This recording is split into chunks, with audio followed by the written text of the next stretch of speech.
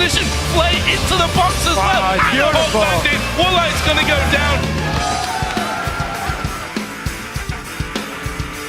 Fnatic are moving in for the kill here. There's a lot of damage coming in. Cyanide simply repels away. Scrum's going in. There's the fish coming out. Overpower going to try and escape him, but, well, you can't escape the fish. Destiny called in. Here comes Overpower. Comes straight in. Wildcard's flung out there. It's a 4-for-0 to Roback. Oh no, the kick! He's kicked him away from it. That was quite the move from SK. You have to have. Yeah, that was beautiful.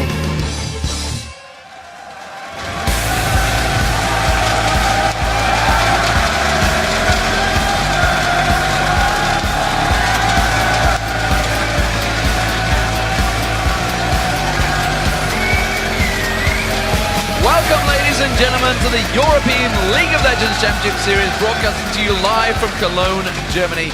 I am Lee D-Man Smith, and I'm joined by Trevor Quickshot Henry once again as we continue onto our third day of our opening Super Week for the summer split. And what a week it has been so far, with some very big surprises. Yeah, one of the things that I really love about the European LCS is that it's entirely unpredictable. You know, the first 2 days of the Super Week have been fantastic, and I expect to see even more excitement today with 5 games. Absolutely. Before we check out the news from yesterday's matches, we have a very exciting announcement to make. On Saturday, June 21st, the European LCS is heading to London's SSE Arena in Wembley, of course, and we will hit the road as we leave our studio here in Cologne and head to the iconic venue where we will be broadcasting Week 5 of the LCS Summer Split live for 2 days. Yeah, the roar of the crowd at the All-Star Paris 2014 event was mirrored by the crowd today with this announcement. They seem quite excited. And I can't wait for the fans to bring the same electricity to the UK.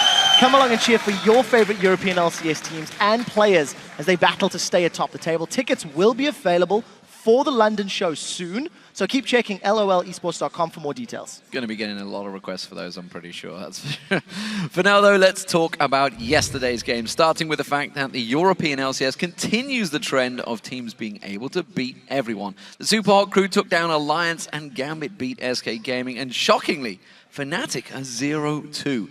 Do you think the teams in Europe are evenly matched? So it's quite interesting because I think the skill gap is closer after watching games than I'd originally anticipated coming into the split. But one thing to note is no team can finish the Super Week with a perfect 4-0 record. And I believe it's the first time in European LCS history where a team has not had a perfect Super Week.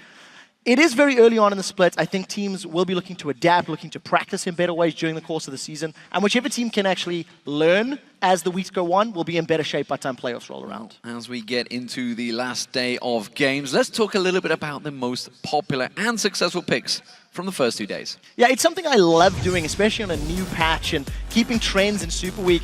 AD carry-wise, Lucian is still all the way up there. 11 picks in 11 games, 7 wins, 4 losses. Nobody's surprised by that. Graves has been the sleeper surprise AD carry. He's been picked up by a number of European teams. In the jungle, Lee Sin, Blind Monk, still ever popular. Again, 11 games, 11 picks. Nowhere near as successful, though. Only 3 wins to his name. Yeah, Thresh also in there as well, of course. 5 wins, 2 losses, 7 picks, up alongside Lucian. Always a great partnership. Yeah, we're seeing a couple of different supports. Yeah. If we go to the top lane, Shyvana is sort of back in the mix. We didn't see a lot of her towards the end of the spring split, but she's risen back up to prominence. 5 wins, 1 loss in the 6 games. But also, don't forget, Irelia's been there as well. I think she's seen her 5 times as well. So a little bit more diversity going back to champions we've seen at the beginning of the year, but not in the last 2 or 3 months. Wrapping it up is the jungle, undefeated Evelynn. You can't see her coming. She's 6-0. Definitely a champion we need to keep our eyes on. And we'll see if a team manages to pick up these stealth champions. It gives you a very big bonus. The one that's not on the cards that we do need to remind everybody about is Twitch.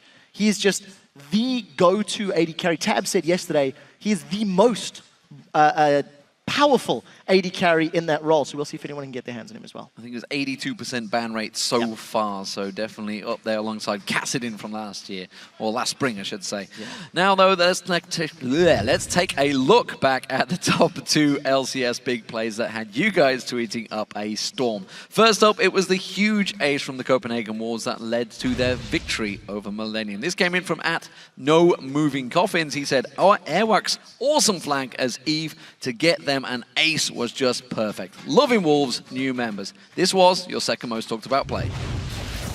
Coming up from the backside and actually gets a great ultimate off there. Kurt will throw his back. Kurt, they're going to get locked up. Finished off in the end by Unlimited. Creatine as well. Focus down at the backside. Woolite a little bit out of position, but the rest of his team coming around. And the Copenhagen Wolves going to wipe the floor with Millennium, take the A's, and they're going to get an easy Baron. Absolutely fantastic team fight. Their coordination and their targeting was just so precise. Didn't lose a single member. Well, that does take us to our next one. It also features the Wolves. This time, they were the ones receiving a beating, courtesy of SK's Jezzes. Now, this one comes to us from @DaleLee19. Oh, Jesus, Jezzes! Rocking the Mecha Angel had been a holy performance by SK, and Wolves just met Doomsday. This was your most talked about moment in the European LCS. They've got 3 members though, and Svenskeren, he's going to try and get away, but he's going to get locked up. Teleport comes in, Freddy's going to join in, Counter-Strike is running, catches on towards Coutard, invulnerability being used on him as well. Coutard goes down, Youngwood's going to focus down, Freddy manages to get the kill on towards him. Jez has also picked himself another, Unlimited has to flash away. Everybody from the Copenhagen Wolves is running scared right now. The Dark Binding catches, and Woolite gets dropped down by Candy Panda. Jez is going deep on this one, he gets himself another kill, and that... Dark Binding after Dark Binding. Jez is in everybody's face. And when we listened to sounds of the game yesterday, communication was just crisp and clear, and there was no panic at all. Yeah, SK showing exactly why they are one of the top teams right now in Europe. Yeah, you guys at home, remember to share your favorite moments from the games with us by tweeting to @LOL Esports and using the hashtag LCSBigPlays. So let's take a look at where the teams currently stand at the start of the day.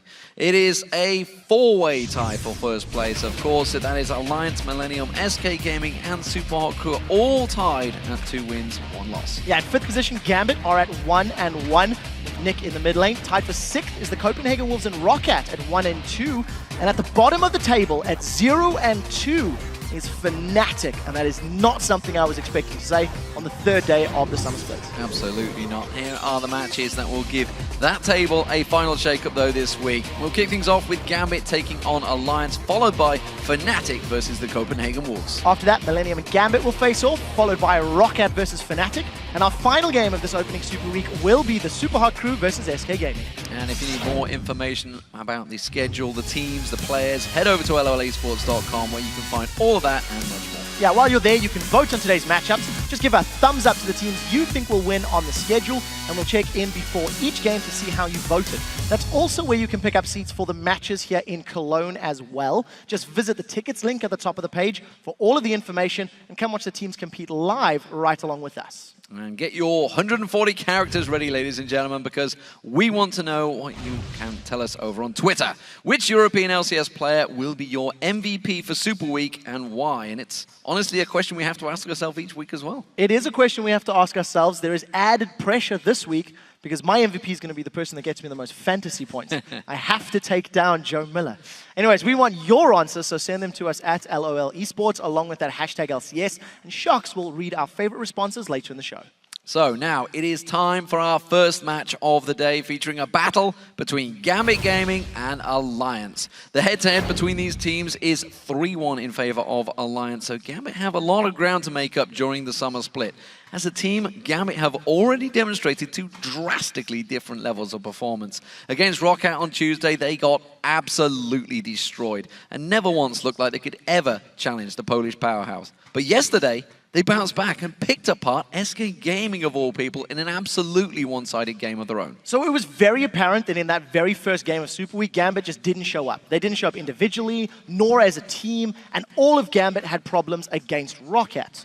But yesterday against SK Gaming, they really, really delivered. From the opening minutes, Gambit just found impressive kills and great movements in response to SK's positional play. Take a look at the difference in stats. 1-14-1 against Roccat, 15-12-34 against SK Gaming. Just double the number of assists for kills. It's a much better team performance. I think today, Gambit's going to look to get a point back against Alliance. It's a team that they've only beaten once this year. I'm looking at Nick once more as a player to carry Gambit. When he played Kale yesterday, he had a much better performance. He ended 5-3-4. A few minor mistakes in the mid to late game, but generally much more impactful, much more positive than his Nidalee from day one.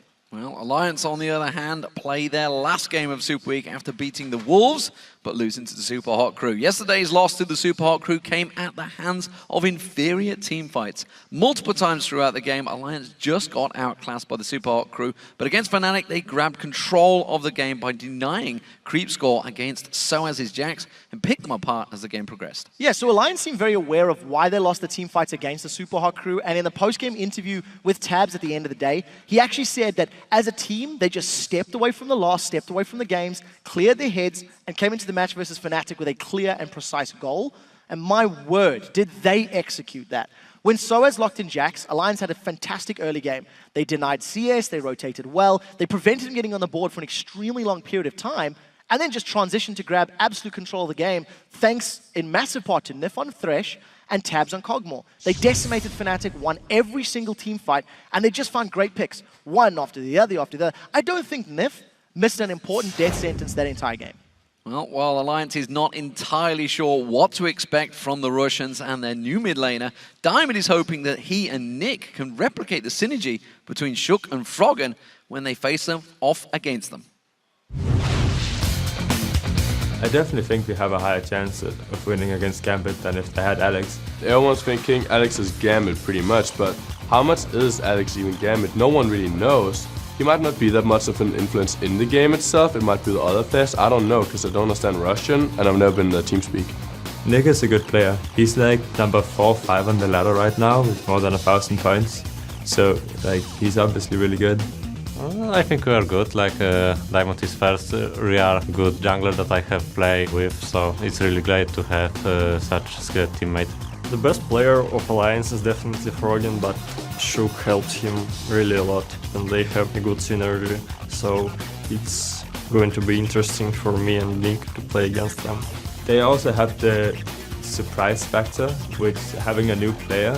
Like, we have no clue how he will interact with the team. We have no clue what kind of play style he wants around the team and stuff like that. I don't know what I can say, we will just play and win. So clearly a lot of respect between Froggen and Nick in that mid lane. They're not too sure how they're going to go with this one though. Yeah, I actually think Froggen was skirting around a little bit. He's got 1,000 points, he's probably good. Wicked's like, oh, I don't know, we don't know the team speak. So a little bit of uncertainty on the Alliance bench. We'll see if it manifests in game. Yeah, we'll see how it works out. Let's check out those starting lineups though. Over on the blue side, it is Gambit Gaming. That means it is Darien in the top lane, Diamond in the jungle, Nick in the mid lane, Genja as AD carry, and Eddie on support. And of course, on the red side, it is Alliance with Wickd in the top lane, Shook in the jungle, Froggen in the mid lane, Tabzz playing AD carry, and Nyph playing the support role. So let's take a look at the numbers from lolesports.com where you voted on today's games. According to the site, you went with Alliance by 62%. And that's an interesting one after yesterday's 91% vote. Yes, it is. I mean, that was a 91% vote that got turned against them. So, you know, shocking. But I think considering there are still some uncertainties, Alliance have looked much better over the course of their games. You know, they've played to a higher level, I think, than Gambit. But Gambit have got a great game and a terrible game. So it's very difficult to predict. Which Gambit is going to turn up today? That's exactly. That's the question. And of course, the problem was, even in that great game, they started off fantastic and you thought, yes, this is the Gambit of old. It's back again. And then they almost stumbled and lost that game to SK Gaming. Yeah, a few poor time team fights towards the mid-game. So here we go, picks and bans getting underway. Gambit as the blue team alliance, as the red team, so Gambit will have the first pick. So far, I believe it's 7-5, is it? 7-4 for a red side at the moment? Yes, red side actually has more wins on the week, but only marginally. It was balanced out. We had mostly red side wins day 1, mostly blue side wins day 2. We'll see how that trend plays out here today. No surprise at all.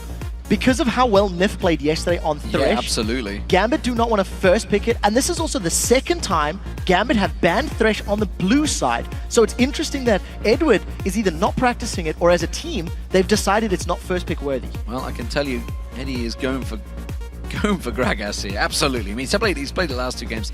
They played 2 games today. Thresh and Leon are already banned out, so 2 support bans targeted towards Nyph, who's got a slight grin on his face. He's like, yeah, that's a respect ban, I think, going towards him. Kayle and Kassadin, of course, being taken away. Nick did have a great Kayle game yesterday. Kassadin overall has been one of those top champions. Aurelia taken away from Wickd in that top lane, and the final ban was Ilyas from the jungle. So Lee Sin is up and available. Shook has played that yesterday. Insta-lock on the Jax basically for Gambit. It's been up, it's been available, but the important one for me is Twitch. Yes. Twitch has been next to permanent banned this entire week. Yesterday, Tabzz himself said he feels it is the single strongest AD carry in the game on this patch, which is 4.7, and that's it, locked away. So Shook, comfort pick, Tabzz, confident on his AD carry choice. You say comfort bit, but Evelynn was available. Shook is a big Evelynn play. We saw earlier on, he's got 6 wins, 0 losses so far in the summer. So interestingly, he went straight towards Lee Sin, maybe to take it away from Diamond. It's also because he's had very good performances this weekend. You know, we've seen 2 separate highlight reels of Shook and Lee Sin kicking a target and Nyph predicting where it was going to go. This instantly tells you there is natural synergy on that champion, because as a team, they obviously scrim with Lee Sin often. So Alliance will know and understand Shook's movements and positions. Some good champions being picked up by both these teams so far. It does mean Gragas was picked up. That will be Eduard on support once again, 3rd time this week on that champion. And of course it means Yasuo has been picked up once again in the mid lane for Nick now. So another champion we're seeing from Nick's champion pool. He's played Nidalee, he's played Kayle, now he's playing Yasuo. First time we're going to see him on the Assassin. I think there is very, very scary possibilities. If Gragas can knock people away with explosive cast and then they can get caught by the last breath, it should allow Gambit to solo out the targets they want to focus down with the Jax leap strike and then Yasuo dashing over to him with his E.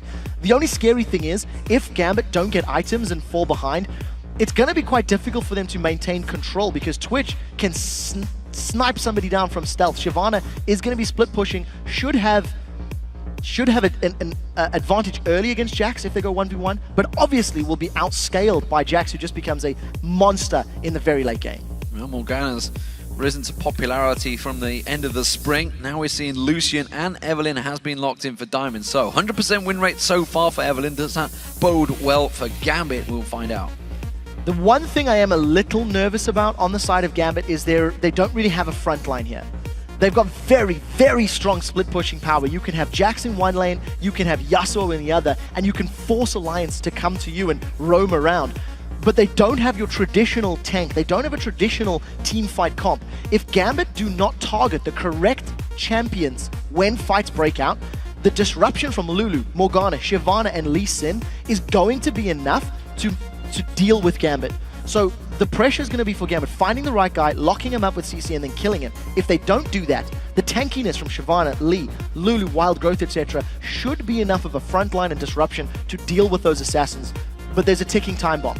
Yasuo is just going to get stronger and stronger and stronger. Jax is just going to get stronger and stronger and stronger. So Alliance, I think they need to take advantage of their probably mid-game power spike and get in Gambit's face. Well, this is the 3rd game running. We've seen Froggen on Lulu as well. Of course, up against Yasuo yesterday for Selfie.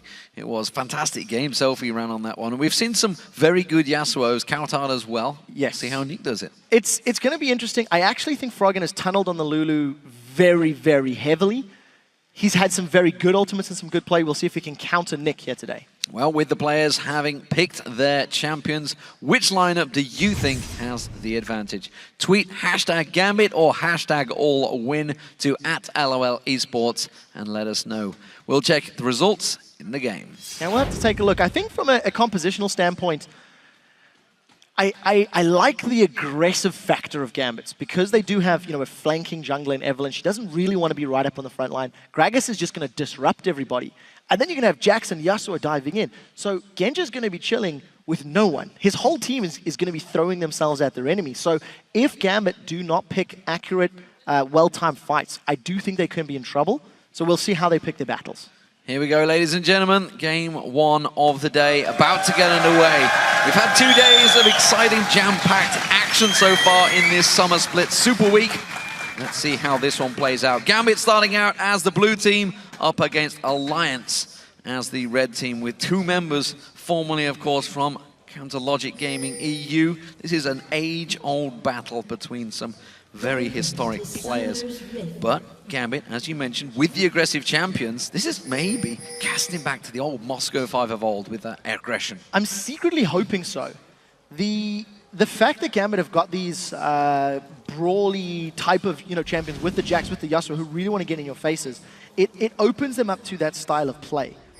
But as we've talked about, Jax needs time to ramp up. He needs to get his Blade of the Rune King, or he needs to get his Trinity Force completed before he becomes really scary.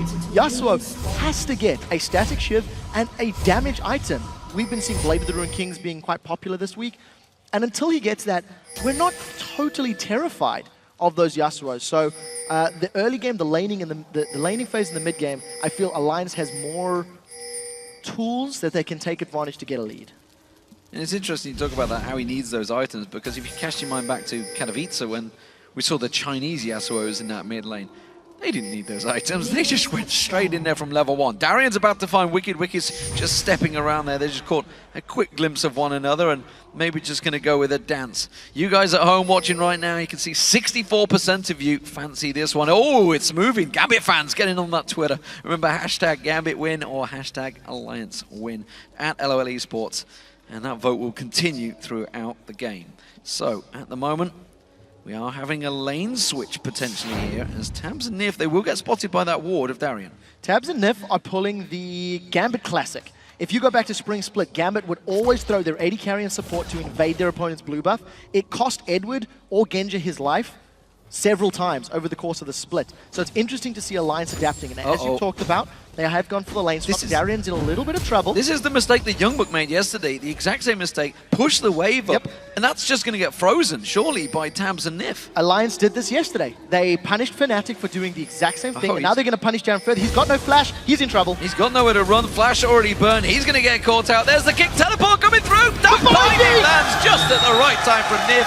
And it's a simple first blood for Shook. Game 1 of the summer split from Gambit. Genja face-checked the River Bush, gave up first blood in a decision that you go, what was he thinking? What was he planning to accomplish? You look at Jackson as top lane, he was trying to push the wave, had no information, there was no wards, no vision to give Gambit decisions to make, and Darien just gives up a free kill in the opening 3 minutes. I simply can't find words to describe why he pushed there, because they walked straight past that ward that he placed in that top bush. It also clearly shows they weren't watching the Fnatic game yesterday. It was the exact mistake that happened, that Alliance was able to punish Soaz for. You know, it's the exact same thing, pushing the wave, denying the CS, and it was a Jax as well. You know, Alliance demonstrated they can control waves, regardless. Wickd and Shook, they're looking for Darien and Nick. Darien's in trouble. Oh, he's in trouble again. He's got no escape this time around. He's going to not land the counter-strike, but he is going to be able to leap towards his own trinket ward, finally escaping. And Gambit, they're already in problems. This is, cast your mind back to game 1, where they lost so heavily. It was all about those early deaths, and even I've been speaking to Edward, it's like, last game, nobody died before the minions spawned. It was a good game. But this time around, it's happened again. If we're casting our minds back, we've got a very aggressive Gambit team. Champions, they want to get in your face. See hero, kill hero. That's their game plan. The old school Gambit was Darien feed to win.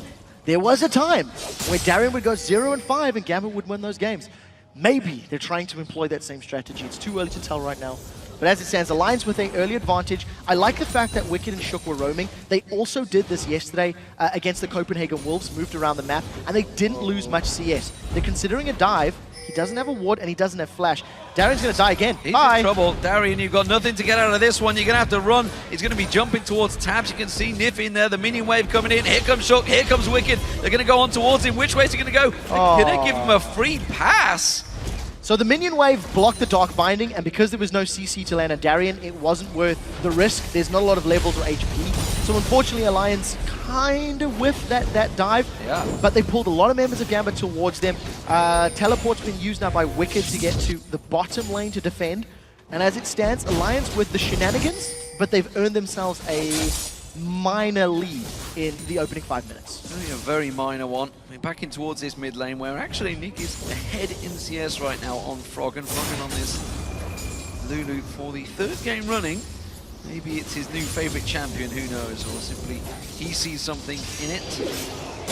A lot of people did back in the spring, honestly. It's a champion that's been used for a long time, but against this win wall, I mean, bearing in mind, of course, Yasuo is one of Froggen's favorite champions, so I suspect maybe he wanted to let it through to play himself. Yeah, it's definitely a consideration. It's also something, Froggen has run this Lulu regardless of other options that have been available, so he's definitely tunneling.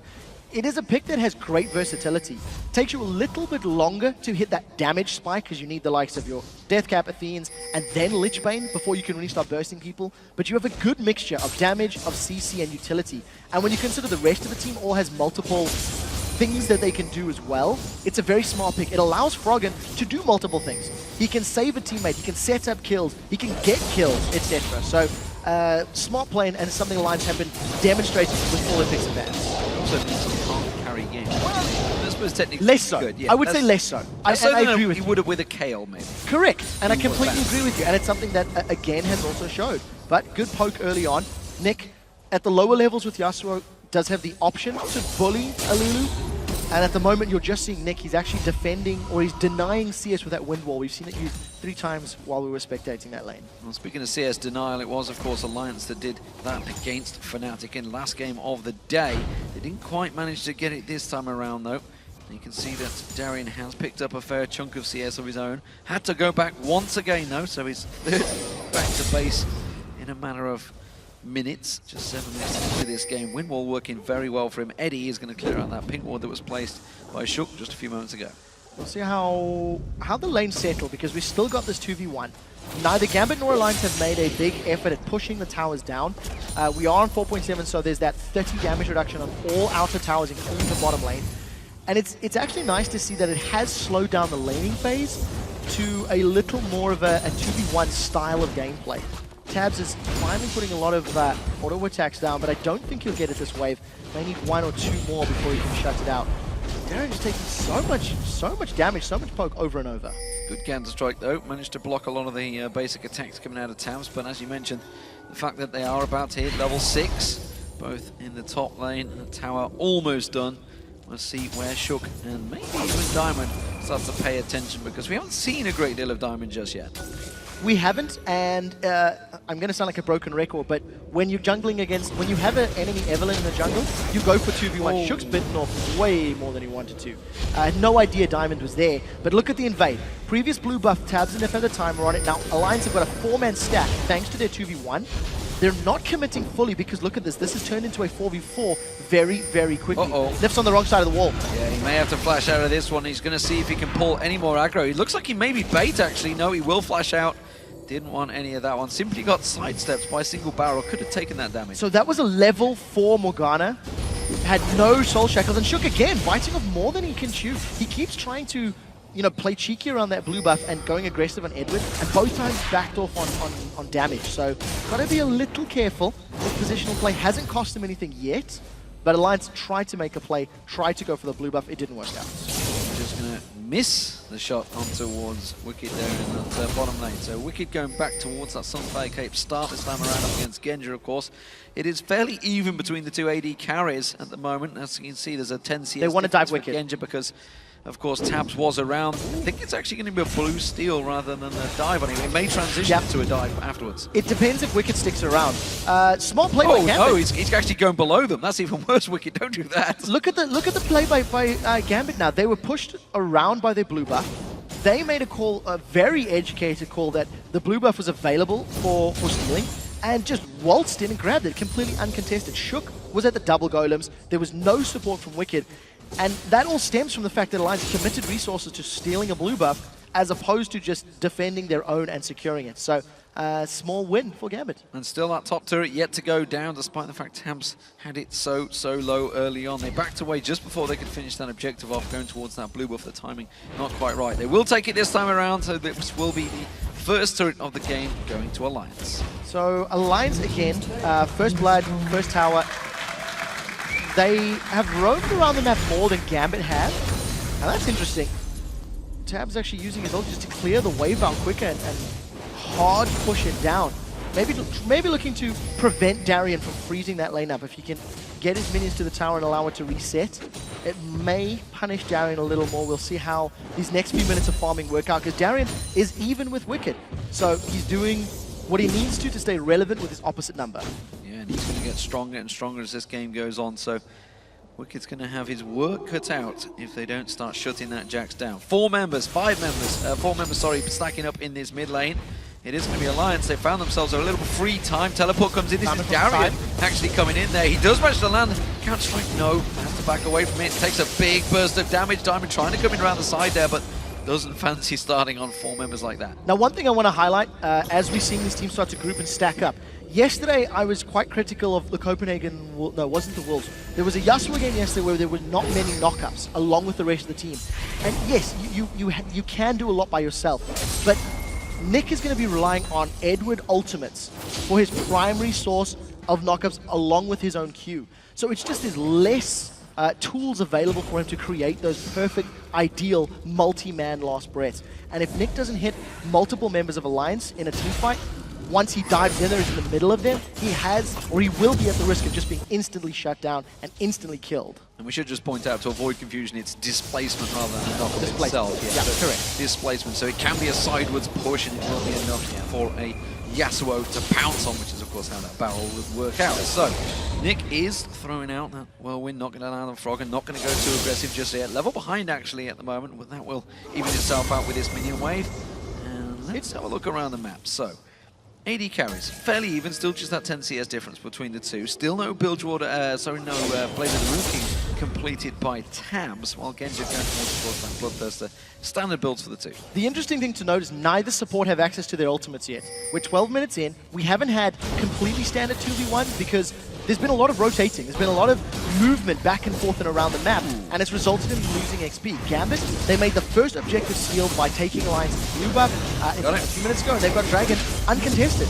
Alliance, they had vision, they had full vision of that, and just simply were not in the same place. So Gambit have got a superior map strategy to Alliance, because every time Gambit has moved, Gambit has secured the buff that they've been looking for, all the objective they've... So the teleport is down at the moment. He's had to go back to base. I wonder if this is going to be a hard push straight towards his top lane. It seems like it. Froggen and Shook coming around as well. Nyph and Tabzz are already there. They're putting a lot of pressure on towards his turret. Darien's going to try and come in. Actually gets kicked back in there. He's going to get stun locked up there. That's going to be enough to take him down. And that's the second kill of the game for Alliance. The rest of Gambit come around.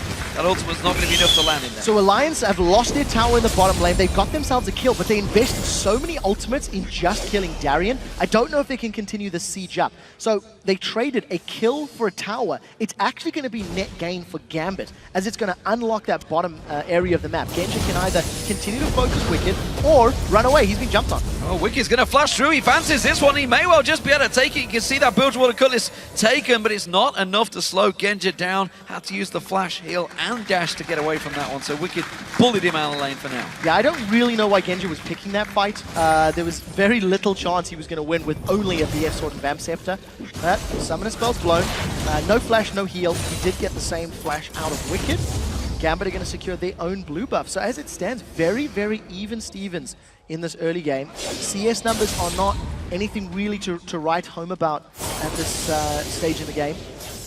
Now we need to see how Gambit play this one out. Do they want to go for split push? I think that should be the goal. I think Gambit should put themselves in a position where they can have Jax trying to side push a lane and pull aggression towards him, because Jax should be able to 1v1 anybody. Now Nyph gets jumped on. That was anticlimactic. Wondering whether Tabzz fancies it in the top lane. Is he feeling confident enough? Well, he puts a couple of shots down with simple ambush, but with that Blade of the Rune King, he didn't decide to stealth in and completely go all in. Instead, he's just going to clear out this wave. Big wave there, so no surprise that he didn't go for that one. I really like the synergy of a Lulu Twitch when you're trying to set up those kills. Twitch can come in stealth up, get the shield from Lulu, and allow a Glitter Lance to land much more easily and much more safely. Once the slow is down, the Rat-a-tat-tat and the Blade of the Rune King slow just allows Twitch to decimate HP bars. We'll see if Tabzz plays that style of game. It is a lot more of the sort of Korean assassin style of Twitch AD carry, and you can also go and try to just focus on teamfight ultimates where you land those multi-man rat-a-tat-tats. Yeah, we saw Sneaky doing it to great success, of course, over in the All-Star, up against OMG of all people. Managed to decimate them in the group stage, only to be countered as they moved into the semi-finals. Nick getting caught out with the Dark Binding from Nyph and a quick pull there. Froggen fancied it, actually goes aggressive. You can see the stealth rat trying to get in there. That's going to be a good cull-in. Will do a fair chunk of damage on Nyph. That was the ultimate used by Tabzz as well, but he was not in range. No, couldn't actually connect. That was a very good glitter lance from Froggen's Froggen. They going. fancy it. He's going this time. Wild Growth bounces Nick in the air. They want to get the finish. This time around, he's going to go aggressive. They do manage to catch on towards him. Darien just about leaps out of that stun. Shook goes very deep on that one. Too deep, in fact. Now Darien's going to get taken down. Eddie's taken low. Diamond's trying to catch on towards him. It's a double so far for Froggen. And that one counter kill from Genja on Shook. Yeah, 1 for 2 at the end of the trade, and that was a very quick reaction from Shook. He jumped into the fight, managed to kick Darien backwards. I also want to note that was a good combination between Eduard and Nick for the last breath, but it didn't result in anybody dying. There wasn't enough damage, as we've talked about constantly. So Alliance, they get themselves some kills, they invest a lot into it, and now Froggen's been jumped on. Froggen's going to get pounced on. Has he got enough to try and get away from this one? He's burning down. That red buff will not be enough, and he will back away just in time. Yeah, the key to note is that Alliance keep investing all of their ultimates and all of their abilities to get these kills, but it's not getting them objectives yet. I do think their team will do slightly better in 5v5s in, the 15 to maybe 30-minute mark, but once we start getting later than that, it's going to be very scary once Yasuo and Jax get rolling. So there's going to be a lot of importance on Alliance to make sure Jax and Yasuo are away from Froggen and Tabzz. If they go down, yes, Wickd and Lee can do some damage, but they cannot afford losing either Lulu or Twitch the later this game goes. Well, with that, 3 kills now stacked upon Froggen, you can see just how much ability power is already stacking out. That Athene's been picked up, needlessly large rod, he's wiping out that minion wave in what I think Freakin' Irene referred to as the most satisfying gold collection ever, as it just trundles across all those minions with that glitter lance. Nevertheless, it's working well for Alliance so far. They have the kill lead, they have the gold lead, and technically, they do not have the objective lead, though, because they are down a dragon, which will be up in a minute's time. And Gambit, are they in a position to fight for it this time around? No teleport for Darien in the top lane. Yeah, Alliance had no position or timing on the previous dragon, so it was, I would go as far as to say it was snuck away from them. They simply weren't in position to contest, even though they had vision, and then they opted not to. So now we do see Genja. He may get towered. Froggen's done it once. He's doing it again. He's going to put some early aggression down, takes a few too many tower hits. Now Diamond's coming down the river. Eddie's making his way down the side as well. Are they going to go in for this one? Shook is, of course, standing by with Froggen. Safeguards in there. Does show himself actually on that middle wall. This is actually a scary position to be in for Alliance because they're split. Yes, Gambit doesn't have their AD carry with him in the mid lane, but if Gambit start going for Dragon, they're slightly tight in that the 4v3 balls in the mid lane will work in favor of Gambit. Now Froggen is about to find himself between a rock and a very, very Russian team. Yeah, 3-2 split. Has to use the Wild Growth to go through. Can he get to his team in time? Wickd pounces through, but we do see Froggen going down. Darien may well pay the price. He's going to get dropped. Now Wickd's going to be the focus target. Nick pounces on towards him and does the damage. Tabzz trying to do the rat-a-tat-tat damage from the side, but it's just not enough. And simply put, Froggen got caught out. Yeah, he was. He face-checked, got caught, instantly shut down. Nick held on to his last breath for a very long time, and he only caught Wickd with that. That could have been more detrimental for Alliance, but as we've talked about, because of the front line of that Shyvana and Lee, it took a while. Take a look at how Wickd just keeps everyone sort of clumped together, and the last breath is just about to come in, only catching Wickd, unfortunately, and that just means that Gambit don't have as much damage to close out. Had Tabzz been the earlier one, had they got Tabzz and Froggen, it would have been even better for them. But again, it doesn't gain an objective for either team. Gambit didn't go for the dragon, but it sets them up nicely to try and get in there. It evens out the gold as well to just 400 between the two teams. Barrel being rolled out from Eduard on this Gragas. He's the only one so far in Europe that is championing this hero as a support. We did see it, I believe it was, in the Lone Star Clash by, I think it was Bubadub that played it over there. So North America have shown signs of it. Of course, their LCS will be starting tomorrow night. And of course, everybody's tuning in that. He got it. A steal from Diamond on the blue wall. Simple smite steal. I mean, smite's not going to be available for this dragon though. It's not, but they know that Wicked's not there. I mean, top lane Wickd, no teleport available, so another easy dragon for Gambit. They're going back to sprint split ways. They're going back to old school Gambit ways of completely controlling dragon. The problem is they've lost their mid turret, and now Alliance just need to back up. They can't afford getting locked up or knocked up by this Yasuo. Oh, there is an Alliance team moving across. They want their blue buff of their own. The rest of Gambit are coming in full force. 5 members of them piling in, and this has been stolen away by Shook this time. But they're going in for the engagement. Nyph actually with the ultimate. Is it going to catch enough there? Wild Growth being used on him. It does stun up Gambit, but Alliance are stuck in a horrible corner position here. They are going to back around. Diamond's looking to flank though. Yeah, he's used his ultimate already, so if Diamond were to go back in, he would be in trouble. Wicked's forced to defend the bottom lane, and Gambit have had very good team fights already in the Dragon and now in this top lane. And because they pushed Alliance away, Gambit are going to grab themselves this mid-outer turret. Nobody from Alliance can defend, and Gambit are going to grab themselves their second turret of the game. And they haven't even lost anything before. They traded blue buffs. Both junglers, Smite stole that blue buff away. Gambit are going to carry on the pressure. Alliance need to respond, or they're going to lose HP on the inner turrets. Everybody's backed, everybody's bought, and they do manage to get themselves back in position to defend the inner turret. Gambit happy with what they've just got. Dragon and a tower overall, as well as pushing them away, counter-trading blue buffs. So nothing too big between the teams. That Dragon, of course, does even out the golden, bringing it in favor of Gambit now. And I still like Gambit's chances. Oh, Shook's in trouble. He does manage to safeguard to safety, but the rest of Alliance are still sticking around. Now that Wickd has pushed out that bottom lane to the outer turret of Gambit, it looks like Alliance have done the tango and the dance, and they've caught Gambit on the off foot, off balance, and they're going to secure tower uncontested. It's a really interesting turn of events because neither team has responded to their opponent's aggression evenly. They've been able to take advantage of it and grab their own tower in reply, but they haven't really been able to hold them off or prevent them grabbing that objective anyway. Yeah, this time around there is no counter for Gambit. They have no objective to gain because all of the waves are pushed in Alliance's favor. So Gambit, simply put, have to clear out their own jungle, their own lane phase. You can see there's a big stack in that top, but nobody really going there. You can see Wicked's going to happily go and collect on that goal. Wickd has been the designated side lane farmer for Alliance. He's got 162 CS to 114 of Darien. Darien's been a lot more involved moving around the team with his map, moving around the map with his team, rather.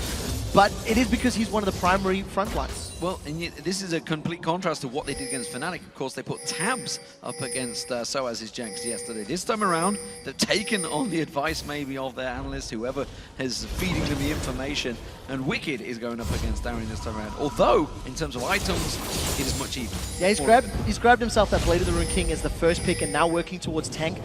First item was Chain Vest, finished Blade, now working towards, as we highlighted, most likely a Randuin's is what I'm expecting, but we'll see what he upgrades it to.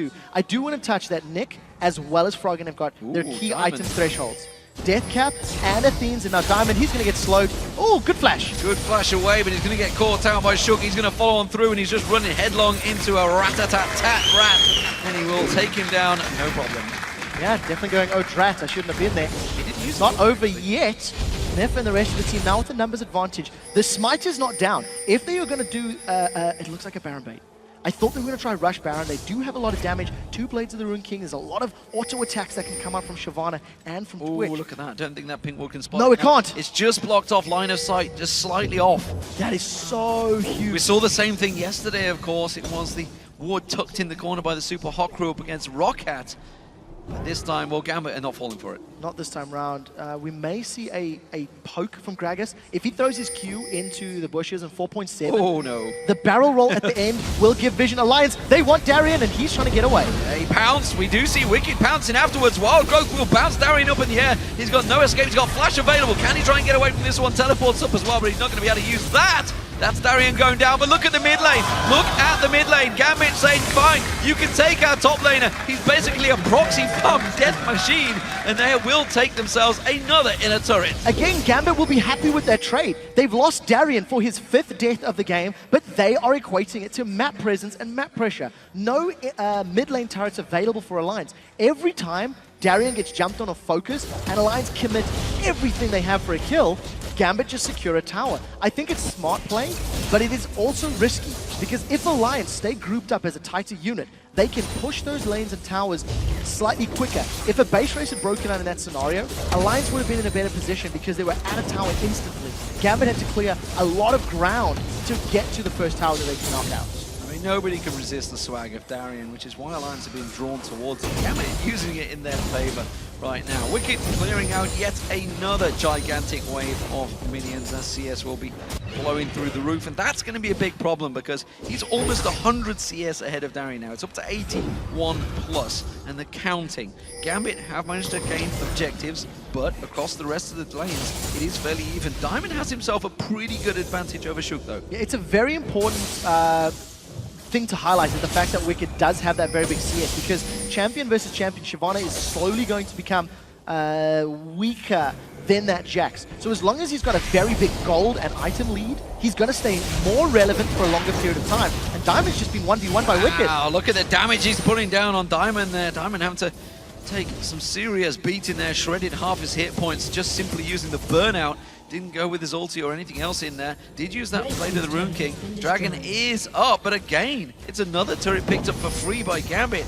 And Alliance's positioning is a little off here. The teleport from Darien comes in. They're not going to pull the trigger yet, though. No, so tower was secured. Gambit now with a tower lead. Alliance are grouped up tighter in the mid lane. If they get multi-knocks up, they're in trouble. Windwall used a little bit early there. Eddie's been caught out of position, has to use that barrel to try and bounce him away. Now Diamond's going to be the focus target. Shook goes in. Wild Growth on Tabzz will bounce him in the air. Tabzz turns back on towards the AD carry of himself. Shook does survive just about with that red buff burning on towards him.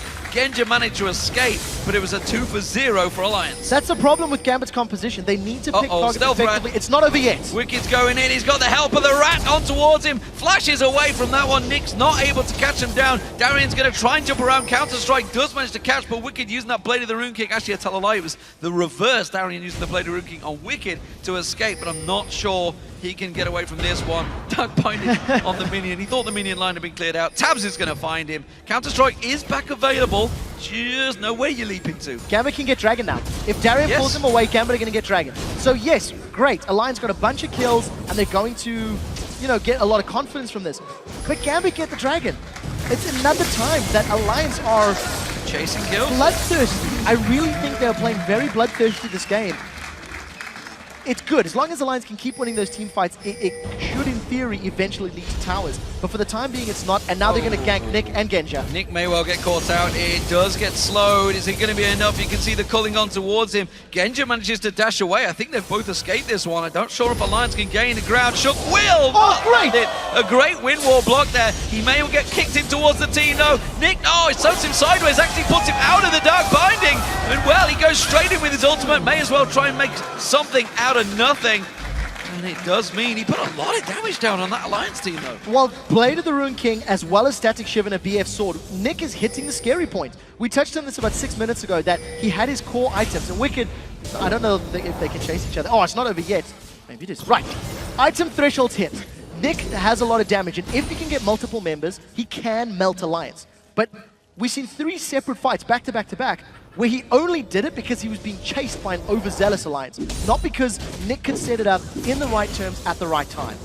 So in order for Gambit to pull themselves back into this game, they can't afford to be split up.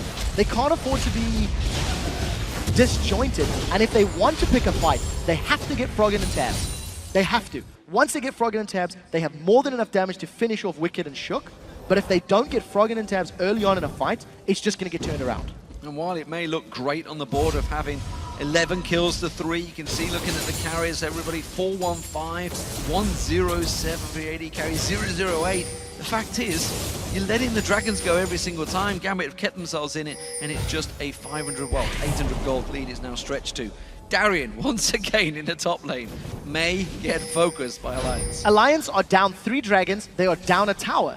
And every time Gambit has made inroads into Alliance's half of the map, it's deeper than Alliance has moved on Gambit's side of the map. Alliance haven't touched an inner turret from Gambit in 15 minutes. They're on one now. And we'll see if they can, we can see if they can shut it down. This is just Wicked split pushing, which is great. And the rest of the team is trying to make a play. We touched on how it looked like going to camp Darien, and typical, as I'm talking about, they make a play. But this is the first time as a team they've got into Gambit's territory, and it's resulted from split pushing, not from team efforts. They've been chasing kills as opposed to chasing towers. And maybe that's what they've suddenly realized, is like, guys, we're not actually making anything from this one. Pink ward will get cleared out, that's Alliances. They will not clear out that ward, and actually they're a little out of position now because Gambit have themselves a minion wave and 5 members all pushing straight towards that inhibitor turret. You can see the culling coming out, putting damage on towards Nyph. Alliance is well out of place. They are, but I think Alliance should be able to defend this. There's not enough minions to really worry about, and the wave clear from the burnout as well as that Glitz Lance is very powerful. Instantly countered. Wicked cleared that wave, no problem at all. Gambit having to rotate around. Blue buff has spawned though, so that's going to get stolen away. What was great is Wicked back the moment he got the tower. Now the rest of Alliance are moving down the middle lane, and it looks like Gambit wants to engage, but again, they're split up. Diamond's not with them. Diamond is one of the primary disruptive champions who's got to be in and amongst Alliance for it to work. And we're just back at this map tango, with both teams saying, where are you weak? Alliance are probably going to look to come behind Gambit, and if anyone is slightly out of position, I think Alliance are going to commit.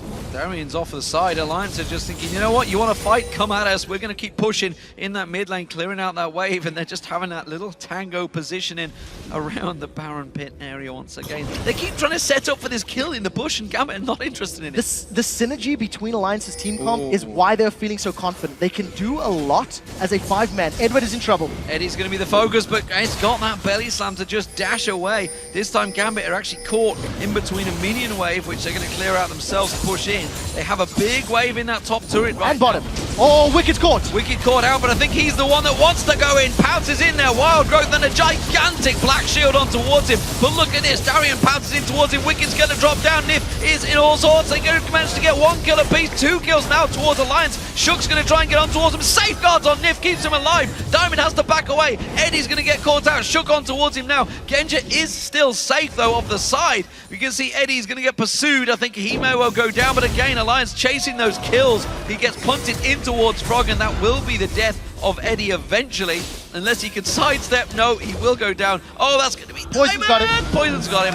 Yeah, at the end of the day, Poison gets him. Alliance 4 for 1. with a much better team fight. This is what we talked about. Because of the synergy of the champions, the fact that all of Alliance's abilities complement their teammates, it gives Alliance a superior team fight. Wicked just straight up jumped in there. 1v5, he had the black shield, he had the wild throws. Look how this fight starts. The moment they're like, look, we can win this. Wicked dives back in there, instantly gets the wild growth. He's got a very big slow that he's applying to everyone around him thanks to Froggen's ultimate. Unfortunately, Froggen was forced to flash away because he was a little overextended. And because Gambit just don't blow somebody up, they can't win the team fight. They're all damage dealers. They don't really work that great unless they all hit multiple targets. And unfortunately, Nick and Darien just didn't have the burst and the cleanup power to take Alliance down. Alliance now on the Baron. They have a lot of their ultimates available, so Gambit will be hard pressed to defend.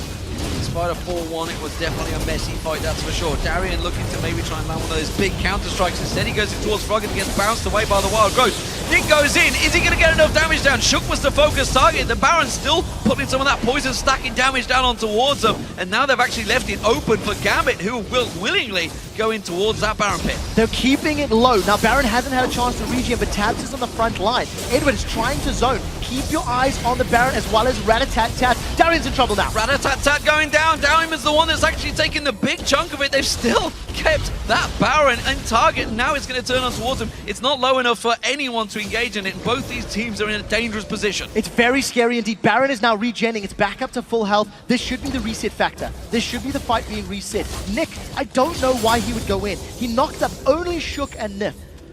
I guess it does push Alliance away. It put them in a defensive mindset, and they didn't want to run the risk of losing team members, so they instantly backed away from Baron. But he needs to hit Froggen and Tabzz. Those are the targets. And thanks to all of the drama and all of the fighting, Gambit are back on another dragon.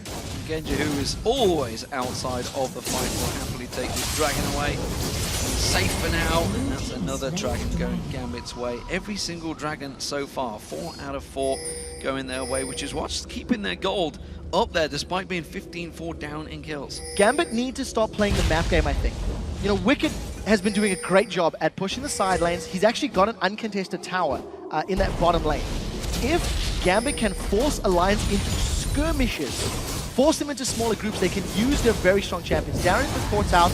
We'll see if they can pick up a kill, but it's going to be tough. Now, we'll just leap away to Nick, and he He's safe once again. Look at this. Baron set up once again. They're going for it. Yeah, Darien does have teleport though, so as long as there's a ward in the pit, Darien can join in the fight. He's going to back and heal. The rest of Gambit are moving towards the pit. Again, look for the knocker, the cast from Eduard, as well as the last breath. And here comes Darien!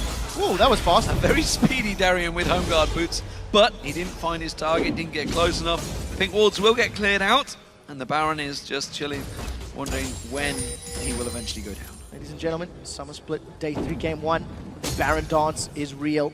Again. Baron Dance is on. I think we have to, somebody has to make a t-shirt. EU LCS, #1 Baron Dance technique. Alliance have been starting it. Alliance have been forcing Gambit to come to them. So in theory, Alliance are in control of the dance somewhat more. They are leading, as it were. The only problem is it hasn't equated to much. They've won one Baron fight. They haven't got the Baron. They've been pushed away from the Baron. And Alliance is still struggling to hold on to control of this game. Teleport's not available for Wickd, but there's a very big minion wave in the bottom lane. So if someone goes to deal with that, the rest of Alliance are going to look to hunt to either get a tower, or maybe they'll probably just go right back to Baron. Genja's making his way down there. This may well be the time the Alliance have to go for that Baron. He's going to show himself now. Uses the Cull-in. They have to start out the Baron up quickly, and they will. Wickd's going in towards it. The rest of Gambit trying to move in behind them. They have to delay them as quick as possible, but Alliance are aware of this one. They will land the Dark Binding on Eduard. He's actually caught out. They do manage to pounce in. Wickd using that Ranius, trying to get the bounce on towards Eduard again. It's the only target. It's a great explosive cast to force them away. And this time Genja has got back in. Eddie does go down, but is it going to be enough? Darien with that counter-strike's not going to stun out anyone because he had the black shield down on towards him.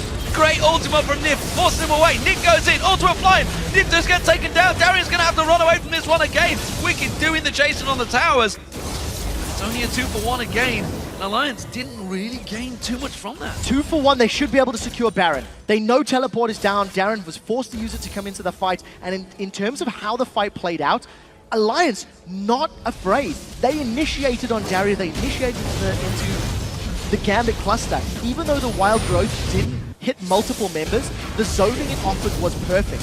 Now this is towards the end of the fight, where Gambit are in retreat mode. They've lost Eduard already, and Nick unfortunately only catches Nyph and Froggen. Well, I guess that's good. Froggen's your primary target, but he dove back into the Soul Shackle. So the moment he landed from last breath, got stunned up, got focused down. And this is the problem you have with this assassin and this all-in of Jax. You can just get squashed when you have no defensive items. So Baron finally taken by Alliance. It took them some doing, that's for sure. 37 minutes gone in this game, 17-5 in Alliance's favor. You'd think they'd have full control over this game, but don't count your chickens before they're hatched, because Gambit are not done yet. They've taken 4 out of 4 dragons so far, with another one available in a couple of minutes' time. They may go for the next one as well. But Alliance, with this Baron buff, have to start taking objectives. The other thing is, Darien hasn't even hit his final form yet. You know, Darien is still looking to break the 9,000 power level. He's got no Trinity Force. He's got no Randian's Omen. His only completed item is the Blade of the Rune King. So there is still headroom to grow. If Nick grabs himself, I would like to see a defensive item maybe. His ultimate gives him armor penetration, so I'd like to see maybe a Guardian Angel or Banshee, something to give him sustainability in a team fight. It doesn't look like he's going that way. But once Nick does sell Adorans and get some defensive stats, that is also going to be room for growth. So Gambit are not out of it because they're only on the inner turrets. So the map is still very even. The problem is, can Gambit remain even for the next few minutes while Alliance at Baron, and very clearly Alliance are looking to push those towers, to push deeper than the inner turrets. Oh, Gambit are pushing straight up that mid lane.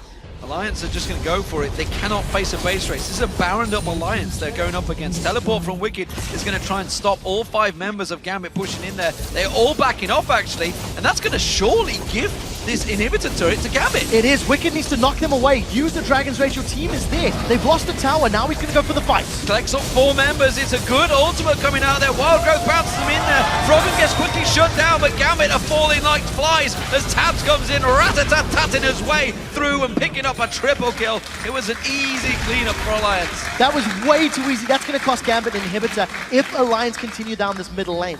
Tabzz hit every single member of Gambit with that ultimate. Shook is on the hunt. He's got no flash though. Sonic Wave, not going to work. Genja again survives. 20 kills on the board for Alliance, and Genja is still yet to die. This is something they absolutely want, but are not going to get. Nevertheless, Alliance will keep pushing through this mid lane, and as you mentioned, they should be able to get this inhibitor. So Wickd playing it safe and hesitating until he had the exact support of his team was the right call to make.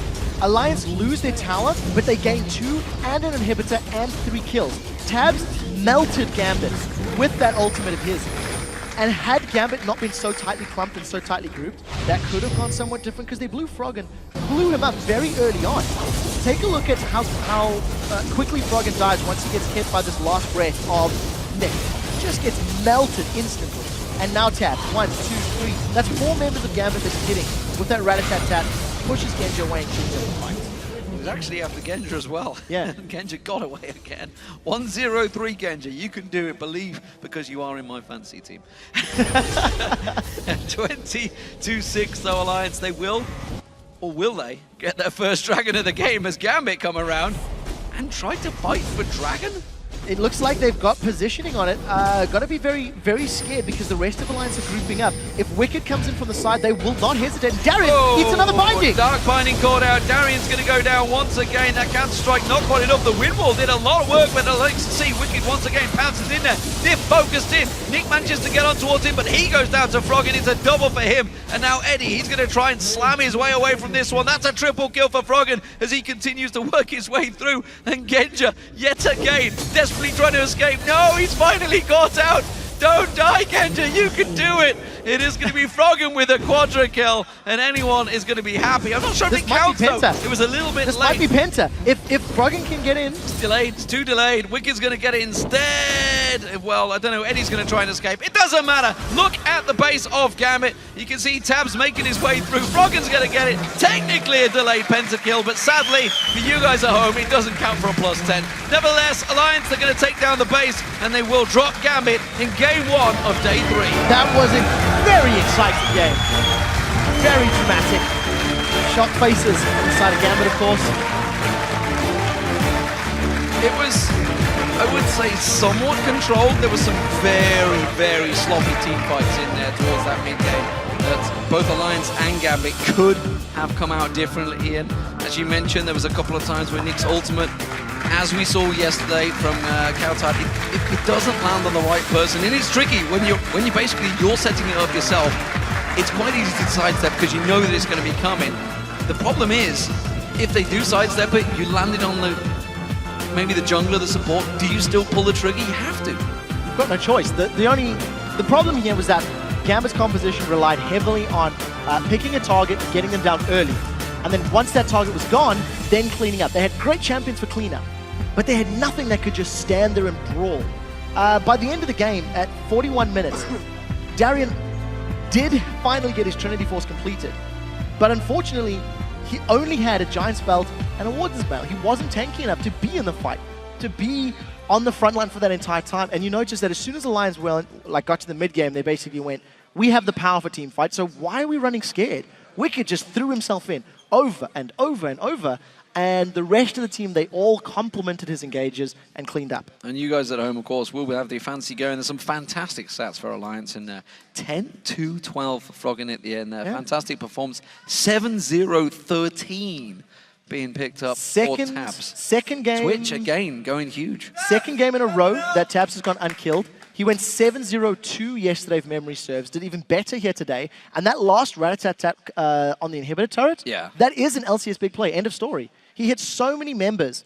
And I initially was like, why is Wickd not defending the tower? And I was like, because his whole team is just going to decimate Gambit and basically win the game. Just waiting to pull them back. Great communication. Caught them all as well with that, caught 3, I think it was, in the end, with that Dragon Descent. Dragon's Descent, yeah. Dragon Descent on towards Dragon's Descent into Wild Growth. It's just like, it's displacement. You can't mitigate knockups. Completely caught them out. So here we go, ladies and gentlemen. Let's head over to the stage. Shox is standing by with Alliance's Nyph.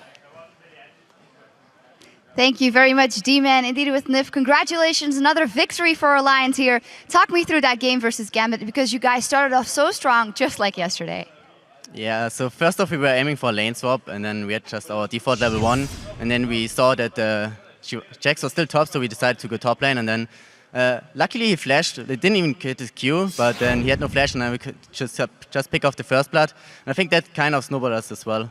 But still, it didn't go as fast as it did yesterday versus Fnatic. Gambit put up a really good fight. So how did you guys close it out? We had some problems in the early game with the Dragons. We were not strong enough to teamfight them, and so we had to wait some more minutes till we actually were able to teamfight. And then we just farmed up, and then at one point we were just strong and tried to bait Nesher. And then we just took the game slowly. Yeah, absolutely. And again, a fantastic performance from you and Tabzz. That duo is working out really well. How have you guys been leveling up your performance coming into this season? Actually, we have played quite some queue in the off-season, but which we normally not do that much, so we only play in scrims together. So I think that helped us to build up the synergy again when we play 2s2. Yeah, it is most definitely paying off. Congratulations and thank you very much. Now we have to recall the base for just a second, but when we come back we will see if Fnatic can find their first victory of the summer split when they face the Copenhagen Wolves. We'll be back in 3.5. I'm fine. I'm very fine. Nemesis. He's in trouble. He's got nowhere to run. Flash already burned. He's going to get caught out. There's the kick. Teleport coming through. That blinding lands just at the right time from Nyph. Wickd caught out, but I think he's the one that wants to go in. Tabzz is in there. Wild growth and a gigantic black shield on towards him. But look at this. Darien Tabzz is in towards him. Wicked's going to drop down. Nyph is in all sorts. They're going to manage to get one kill apiece. 2 kills now towards Alliance. Great ultimate from Nyph. Forces him away. Nyph goes in. Ultimate flying. Nyph just gets taken down. Darien's going to have to run away from this one again. Takes on 4 members. It's a good ultimate coming out there. Wild growth bounces him in there. Froggen gets quickly shut down, but Gambit are falling like flies as Tabzz comes in, rat-a-tat-tatting his way through and picking up a triple kill.